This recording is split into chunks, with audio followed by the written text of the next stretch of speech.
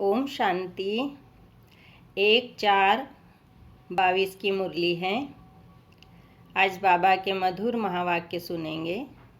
आइए सुनते हैं बाबा के मधुर व महावाक्य। बाबा सुनाएंगे। मीठे बच्चे, सद्गति में जाना है तो बाप से प्रतिज्ञा करो कि बाबा हम आपको ही याद करते रहेंगे।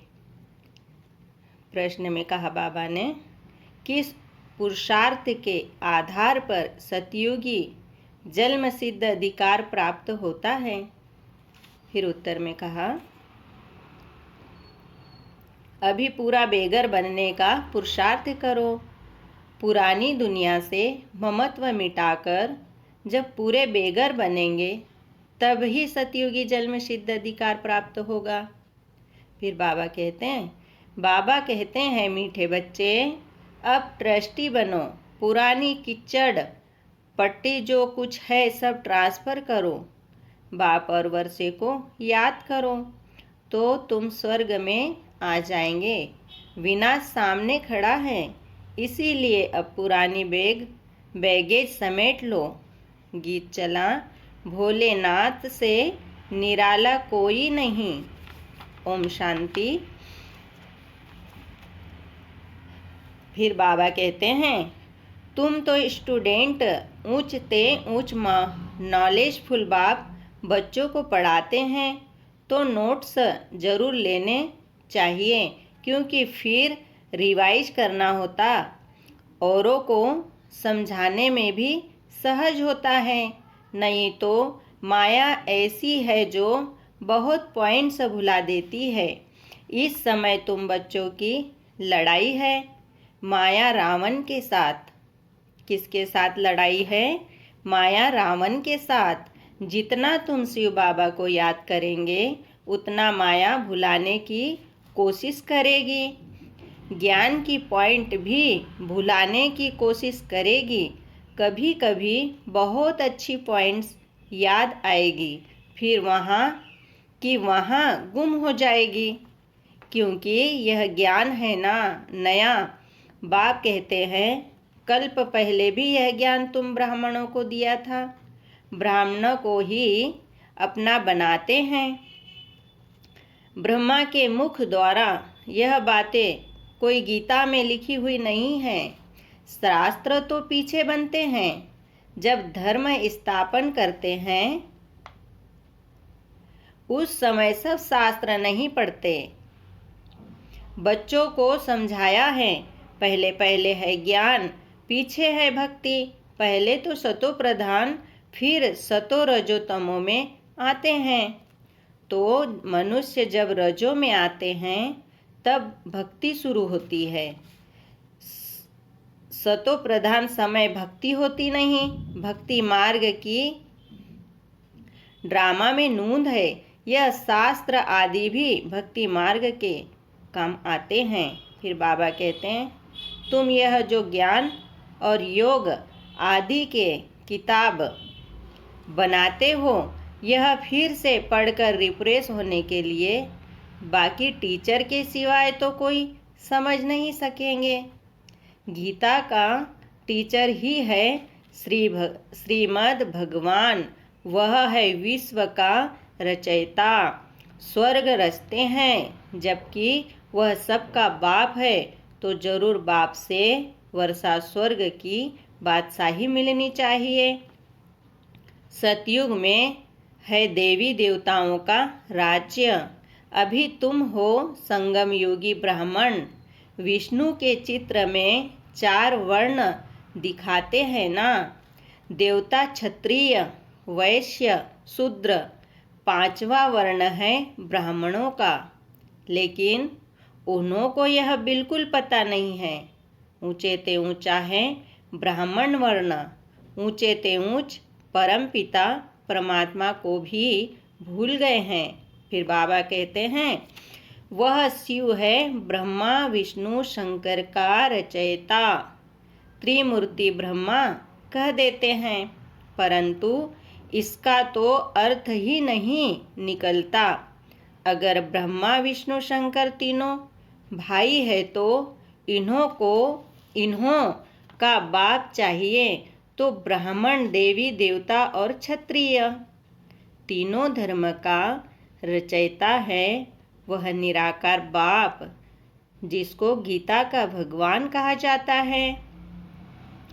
फिर बाबा ने कहा, देवताओं को भी भगवान नहीं कह सकते तो मनुष्य को कैसे कह सकते।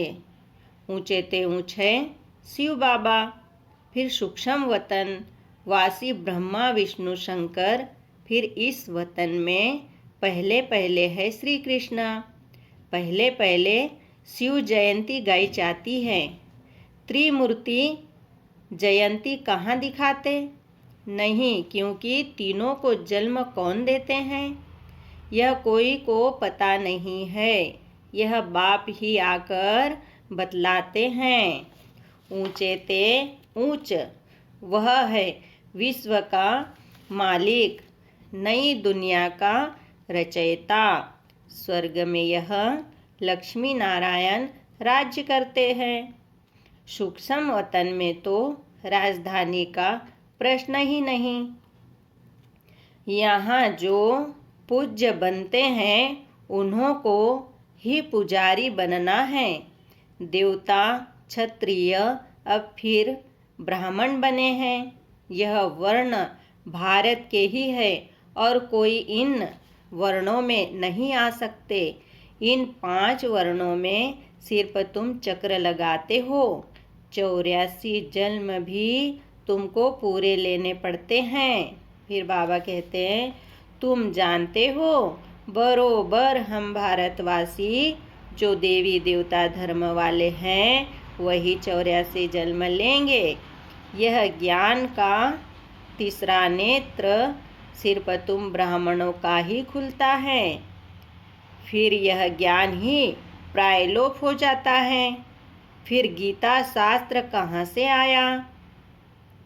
क्राइस्ट जब धर्म स्थापन करते हैं तब बाइबल नहीं सुनाते हैं, वह धर्म स्थापन करते हैं पवित्रता के बल से।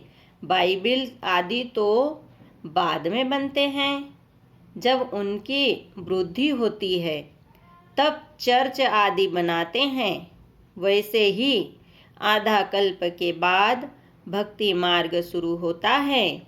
पहले होती है अव्यभिचारी भक्ति एक की, फिर ब्रह्मा विष्णु शंकर की। अभी तो देखो 5 तत्वों की भी पूजा करते रहते हैं। इसको कहा जाता है तमो प्रधान पूजा। वह भी होनी है जरूर। भक्ति मार्ग में शास्त्र भी चाहिए। देवी देवता धर्म का शास्त्र है गीता। ब्राह्मण धर्म का कोई शास्त्र नहीं है। अब महाभारत लड़ाई का भी युक्तान गीता में है, गाया हुआ है। रुद्र ज्ञान यज्ञ से विनाश ज्वाला निकली। जरूर जब विनाश हो तब तो सतयुगी राजधानी स्थापन हो। तो भगवान ने यह यज्ञ रचा है। इसको रुद्र ज्ञान यज्ञ कहा जाता है। ज्ञान भी शिव बाबा ही देते हैं। भारत का शास्त्र वास्तव में एक है। जैसे क्राइस्ट का बाइबिल है, उसकी जीवन कहानी को ज्ञान नहीं कहा जाता है, अपना है। ज्ञान से मतलब ज्ञान देने वाला भी एक है। फिर बाबा ने कहा, वही मालिक है विश्व का, बल्कि उसको ब्रह्मांड का मालिक कहा जाएगा। सृष्टि का मालिक वह नहीं बनते, तुम बच्चे सृष्टि के मालिक बनते हो। बाबा कहते हैं, हम ब्रह्मांड के मालिक जरूर हैं। बाबा कहते हैं, हम ब्रह्मांड के मालिक जरूर हैं। तुम बच्चों के साथ ब्रह्मलोक में रहते हैं। जैसे बाबा वहाँ रहते हैं, हम भी वहाँ जाएंगे तो हम भी मालिक ठहरे। फिर बाबा ने कहा, बाप कहते हैं तुम सब आत्माएं मेरे साथ ब्रह्मांड में रहती हो, तो हम भी और तुम भी ब्रह्मांड के मालिक हैं, परंतु तुम्हारा पद मेरे से ऊंचा है। बाबा ने क्या कहा? परंतु तुम्हारा पद मेरे से ऊंचा है। तुम महाराजा महारानी बनते हो, तुम ही पूज्य से फिर पुजारी बनते हो। तुम पतितों को मैं आकर पावन बनाता हूँ। मैं तो जन्म मरण रहित हूँ, फिर साधारण तन का आधार ले सृष्टि के आदि मध्य अंत का राज तुमको बताता हूँ। ऐसा कोई भी विद्वान पंडित नहीं जो ब्रह्मांड, सूक्ष्म वतन और सृष्टि चक्र के राज को जानता हो, सिवाय तुम बच्चों के। तुम जानते हो ज्ञान का सागर, पवित्रता का सागर तो परमपिता परमात्मा ही है। उनकी महिमा गाई ही तब जाती है जबकि हमको ज्ञान देते हैं। अगर ज्ञान नहीं दे तो महिमा कैसे गाई जाए? वह एक ही बार आकर बच्चों को वर्षा देते हैं। 21 जन्मों के लिए 21 जन्मों की लिमिट है, ऐसे नहीं कि सदैव के लिए देते हैं। 21 पीढ़ी अर्थात 21 बुढ़ापे तक। बाबा ने क्या कहा? 21 पीढ़ी अर्थात 21 बुढ़ापे तक। पीढ़ी बुढ़ापे को कहा जाता है। 21 पीढ़ी तुमको राज्य भाग्य मिलता है। ऐसे नहीं कि एक के पिछाड़ी 21 कुल का उद्धार हो जाएगा। यह तो समझाया है इस राजयोग से तुम राजाओं का राजा बन जाते हो, फिर वहाँ ज्ञान की दरकार नहीं रहती। वहाँ तुम सद्गति में हो। ज्ञान तो उनको चाहिए जो दुर्गति में हो। अभी तुम सद्गति में जाते हो, दुर्गति में लाया है माया रावण ने। अब सद्गति में जाना है तो बाप का बनना पड़ता है, प्रतिज्ञा करनी पड़ती है। बाबा हम आपको सदैव याद करते रहेंगे। देह का अभिमान छोड़ हम देही हो रहेंगे। ग्रस्त व्यवहार में रहते हम पवित्र रहेंगे। मनुष्य कहते हैं यह कैसे होगा?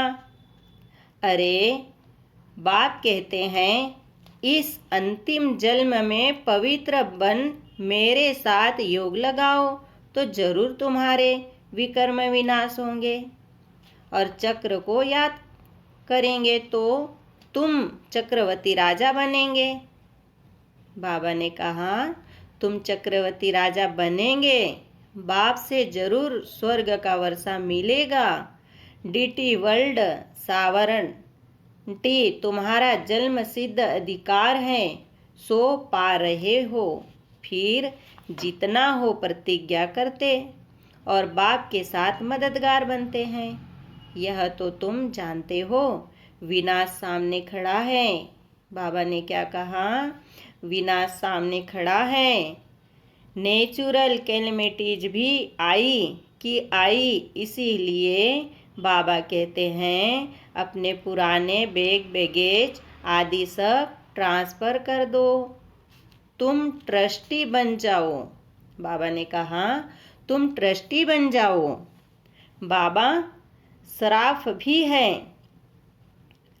मट्टा सट्टा करते हैं। मनुष्य मरते हैं तो सारी कीचड़ पट्टी करनी धोर को दे देते हैं ना। तुम्हारी भी यह कीचड़ पट्टी सब कब्र दाखिल होनी है। बाबा ने कहा तुम्हारी सब कीचड़ पट्टी सब कब्र दाखिल होनी है, इसीलिए पुरानी चीज़ों से ममत्व मिटा दो, एकदम बेगर बनो। बेगर टू प्रिंस। बाप और वर्षे को याद करो तो तुम स्वर्ग के मालिक बन जाएंगे। जो जन्म सिद्ध अधिकार है, कोई भी आता है तो उनसे पूछो, विश्व का रचता कौन? बाबा ने कहा, उनसे पूछो विश्व का रचता कौन? गॉड फादर है ना। स्वर्ग है ही नहीं रचना। जबकि बाप स्वर्ग रचते हैं तो फिर नरक में क्यों? स्वर्ग के मालिक क्यों नहीं बनते? तुमको नरक का बादशाह बनाया है माया, रावण ने।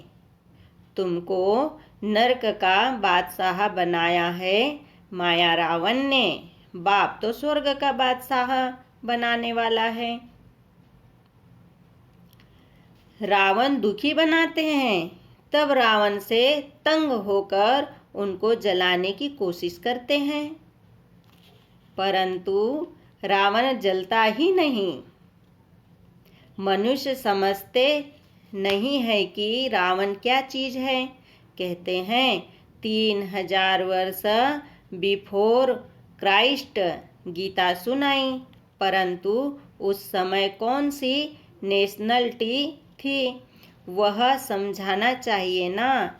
माया ने बिल्कुल ही पतित बना दिया है। फिर बाबा ने कहा, कोई को भी पता नहीं कि स्वर्ग का रचता कौन है। एक्टर्स होते हैं हुए ड्रामा के क्रिएटर डायरेक्टर को न जाने तो क्या कहेंगे। बड़े ते बड़ी लड़ाई है यह महाभारत लड़ाई। विनाश के लिए गाया भी जाता है। ब्रह्मा द्वारा स्थापना ऐसे नहीं गाया जाता कि कृष्ण द्वारा स्थापना। रुद्र ज्ञान यज्ञ मशहूर है, जिससे विनाश ज्वाला प्रज्वलित हुई। बाप खुद कहते हैं, मैंने यह ज्ञान यज्ञ रचा है। तुम हो सच्चे ब्राह्मण, रूहानी पंडे। तुमको अब बाप के पास जाना है, वहाँ से फिर इस पतित दुनिया में आना है। क्या कहा बाबा ने? वहाँ से फिर इस पतित दुनिया में आना है। यह सेंटर्स है, सच्चे सच्चे तीर्थ सचखंड में ले जाने वाले। वह तीर्थ है झूठ खंड के लिए। वह है जिस्मानी देह अभिमान की यात्रा। यह है देही अभिमानी की यात्रा। फिर बाबा ने कहा, तुम जानते हो, फिर नई दुनिया में आकर अपने सोने के महल बनाएंगे। ऐसे नहीं कि सागर से कोई महल निकल जाएंगे। तुमको तो बहुत खुशी होनी चाहिए।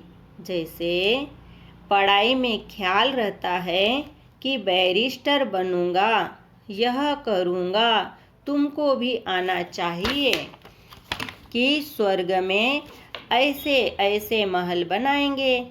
हम प्रतिज्ञा करते हैं, लक्ष्मी को जरूर वरेंगे, सीता को नहीं। क्या कहा बाबा ने? लक्ष्मी को जरूर वरेंगे, सीता को नहीं। इसमें पुरुषार्थ बहुत अच्छा चाहिए। बाप अब सच्चा ज्ञान सुनाते हैं, जिसको धारण करने से हम देवता बन रहे हैं। नंबर 1 में आते हैं श्री कृष्ण। मैट्रिक में जो पास होते हैं उनकी लिस्ट अखबार में निकलती है ना। क्या कहा बाबा ने? जो मैट्रिक में पास होते हैं उनकी लिस्ट अखबार में निकलती है ना। तुम्हारे स्कूल की लिस्ट भी गाई हुई है। 8 फुल पास नामी ग्रामी 8 रत्न हैं जो ही काम में आते हैं। 108 की माला तो बहुत सिमरते हैं। कोई तो 16,000 की भी बनाते हैं। तुमने मेहनत कर सर्विस की है भारत की, तो सब पूछते हैं।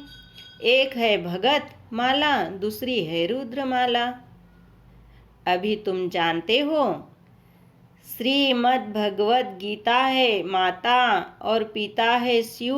बाबा ने कहा श्रीमद् भगवत गीता है माता और पिता है शिव। डीटी डिनायस्टी में पहले पहले जन्म लेते हैं।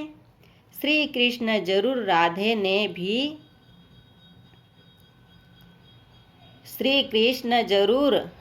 राधे ने भी जन्म लिया होगा और भी तो पास हुए होंगे।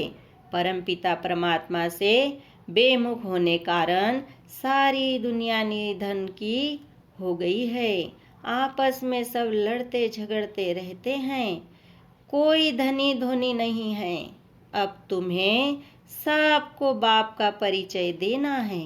अच्छा, मीठे मीठे सिखिलिदे बच्चों प्रति माता पिता बाप दादा का याद प्यार और गुड मॉर्निंग। रूहानी बाप की रूहानी बच्चों को नमस्ते। हम रूहानी बच्चों की रूहानी बाप दादा को याद प्यार गुड मॉर्निंग नमस्ते। ओम शांति। धारणा के लिए मुख्य सार है। पहला पॉइंट है, देह अभिमान को छोड़ देही अभिमानी बन याद की यात्रा पर तत्पर रहना है। इस अंतिम जन्म में पवित्र बन बाप का पूरा पूरा मददगार बनना है। दूसरा पॉइंट है, पुरानी जो भी चीज़ें हैं उनसे ममत्व निकाल ट्रस्टी बन बाप और वर्षे को याद कर विश्व का मालिक बनना है। बाबा का बहुत सुंदर वरदान है, सत्यता के साथ सभ्यता पूर्वक बोल और चलन से आगे बढ़ने वाले सफलता मूर्त भव। एक बार वरदान फिर से सुनेंगे। सत्यता के साथ सभ्यता पूर्वक बोल और चलन से आगे बढ़ने वाले सफलता मूर्त भव। वरदान का डिटेल है, सदैव याद रहे कि सत्यता की निशानी है सभ्यता। या यदि आप में सत्यता की शक्ति है तो सभ्यता को कभी नहीं छोड़ो। सत्यता को सिद्ध करो, लेकिन सभ्यता पूर्वक। सभ्यता की निशानी है निर्मल और असभ्यता की निशानी है जिद। तो जब सभ्यता पूर्वक बोल और चलन हो तब सफलता मिलेगी। यही आगे बढ़ने का साधन है। अगर सत्यता है और सभ्यता नहीं तो सफलता मिल नहीं सकती। स्लोगन है, संबंध संपर्क और स्थिति में लाइट रहो, दिनचर्या में नहीं। ओम शांति, ओम शांति, ओम शांति।